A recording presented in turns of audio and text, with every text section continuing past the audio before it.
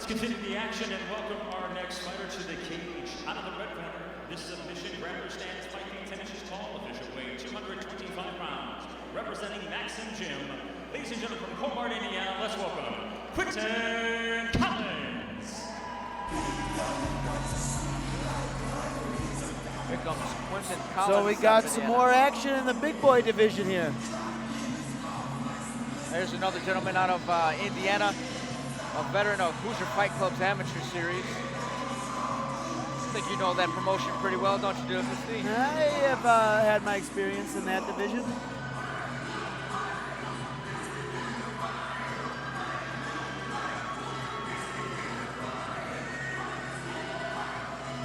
Gotcha, we have Quinton Collins coming in. He looks like a very serious competitor. He's very focused, staying calm. I always like that in a fighter, seeing how well he composes himself on that walk to the cage. Now as they walk to the cage, what are your nerves doing to you as you make it all the way down there?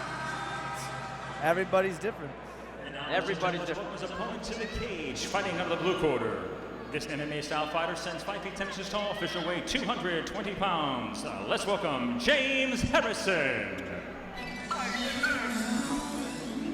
Now I've noticed a lot of these fighters like to come out to the rap music. Seems to get them amped up and ready to fight. Now this is the second time we actually heard a Millie. I think some guys are looking for something in particular. We have James Harrison coming out here to fight with Quinton Collins. I'm expecting another shot like the first heavyweight bout where we had nothing but big right hands being thrown at each other. I don't see something that's going to be a highly skilled jiu-jitsu competition. Yeah, these guys are going to throw bombs. And we have another Rise ring card girl. I haven't seen her yet before. Somebody get her. Her butt is hanging out. Nobody tell her. Just remind everybody here not to mention the butt hanging. Yeah. Let's keep her whistling to a minimum. Me gusta. Me gusta. Dennis definitely learned something in Mexico City last week. Here we go, round one. Dang, these boys are big. Now this dude has UFC tattooed across his chest, so. Either it's wishful thinking or he just really loves it. I can't say I've seen him in a fight in the UFC at this point, but who knows? Stranger things have happened, dude. A star may be born in front of us. Nice jab. He's gonna need the jab. He's got a lot of length. I'm seeing Quinton Collins close the distance and immediately looking for that leg. Yeah, I'm seeing a grappling match unfold before our eyes here. I'm thinking. Now Harrison, as the longer fighter, definitely wants to break nice away knee. from here. Get his butt off the cage and break away and start to land some of those longer shots again. Hit a pretty quick jab. Not going to be useful from the clinch. Not at all. Conventional wisdom would dictate that a longer fighter needs to be at a little bit of range or at least using somewhat of a tie clinch in this just position. needs to drop for a single leg on his left side. I think he will dump him right on the butt. That is Collins if he switched up to that single leg, and here just switch sides. Hello. Nice knee. Sometimes with these big guys, they like to just hold you and get you a little tired. See Harrison pumping that jab out there, and a nice leg kick and left hand combination. Harrison does seem to not like the exchange. Nice jab. Ooh, cross, jab. He does not like to get punched. So if Collins were to give himself some space and land some power shots, I have a feeling that he can get Harrison to turtle up and get him out of here. I think he can get this job done. But what do I know? A very low leg kick right on the calf. Looks like it hurt. I think Collins would behoove himself to keep this fight standing, not as much wrestling, and get back to those punches. Now I'm smelling like this guy might jump for guillotine here. There's always that glimmer of hope that this might just work. Now, one of the biggest things you hear, D, during all these fights is, from every corner, get your underhooks. Yes. How important is it to have your underhooks in these clinch positions? The underhook is everything. It's going to dictate where the fight goes, whether it's on the cage, whether it's off the cage, whether you're on your back, whether you're on top. There goes Collins again with the punches, and Harrison does not like this. I think he should go to the body. Exactly, Collins gets caught with a counter left hook. A Pitbull, Pitbull-esque performance. Let's see that left hook to the body. Collins seems he may have punched himself out a little bit with that flurry. He's gonna, maybe a wheel kick, a wheel kick coming out. They are right in front of us. I am hoping I get sprayed with a little blood here. Night would not be complete without a little blood sprayed on the face. Collins seems to have gassed himself out with that combination that he threw. Both these guys are tired. Harrison seems very unwilling to engage at this point as well. I think he needs to get in there and bully him. If Harrison gets back to his jab, he can start to dictate some of these lulls a little bit better. But they both seem to be very tired with 10 seconds to the end of this round. Maybe they definitely need this 1 minute break. Who knows, the big boys might be the first ones to see this third round. Ow. Otto jumps in to stop that. Otto is on point. Otto is always on point.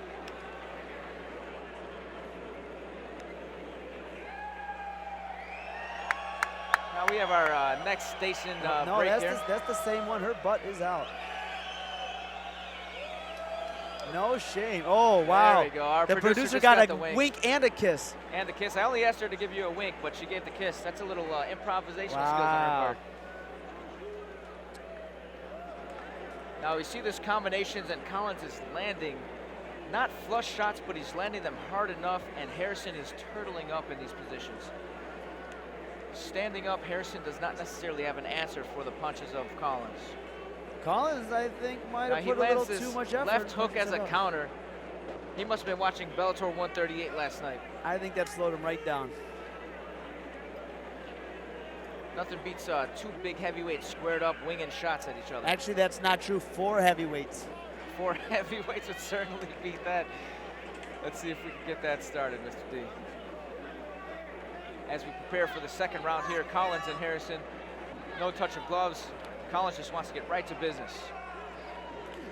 I think if he laid a 4-piece on him, he could just put this guy right out. Could throw an uppercut, throw to the body. Harrison's only defense seems to be look at the floor and hope something doesn't land. And to the listeners out there, I'm sorry, I get really excited when I watch these fights, so I might start yelling. He's landing those kicks to the calf, and Harrison seems completely gassed out and unable to answer. To the body, he's gonna land this double leg. He kind of just said, take me down.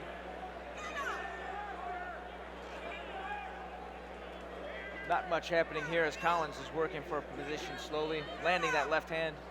Now this is not a good spot for the guy in bottom. Harrison is tapping. Is he calling timeout? I think Harrison just tapped. He can't call. I think Harrison just tapped. And he did. This fight made it only 50 seconds into the second round. Well, that was anticlimactic. And he tapped, I think, as a verbal tappage. He must be hurt. I don't ever like to see a fighter hurt. I believe it's more of an ego hurt. Yeah. As we get the replay started, I think it was just bad position, and maybe his jaw is a little hurt. But I'll tell you, when Doc puts his hand on you, you're in good hands. Sometimes he's been known to heal people just with a touch. Let's see what we have here. If we could see where it actually happened. You see Harrison looking up at the referee and then at the camera, and then back at the referee, and he's tapping. Hey, if that guy was on top of me, I would tap too. It appears that his mouth is wide open. He may have suffered a broken jaw at some point in one of those exchanges.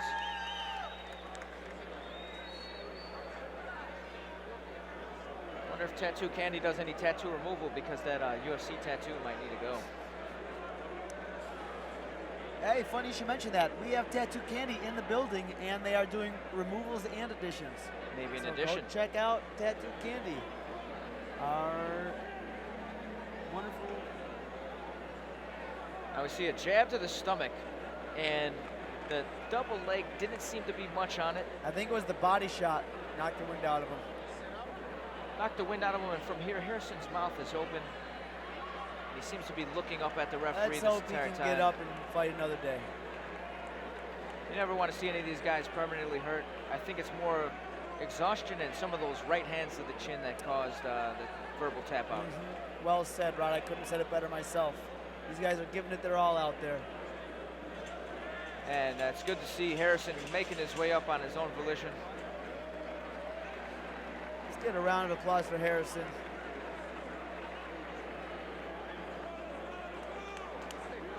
So I'm sure they'll call that a TKO victory by tap out.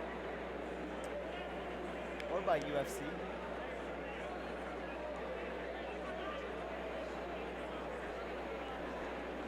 For the official particulars.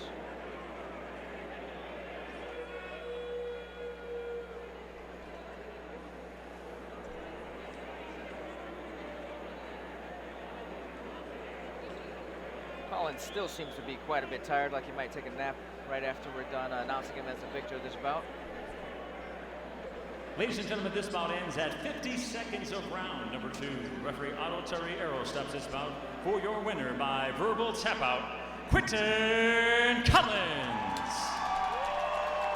And there you have it. Not even a minute and a half into the second round. It doesn't look like we're going to make it there after all. Verbal tap out, it seemed to be something wrong with his jaw. Maybe some of those right hands and power shots from Collins convinced Harrison that he didn't want to be in there any longer. Taking some pictures with the team.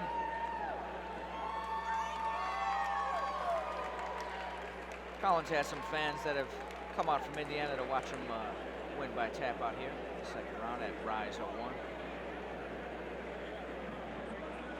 Wow, these people are sure filling in. This place is packed.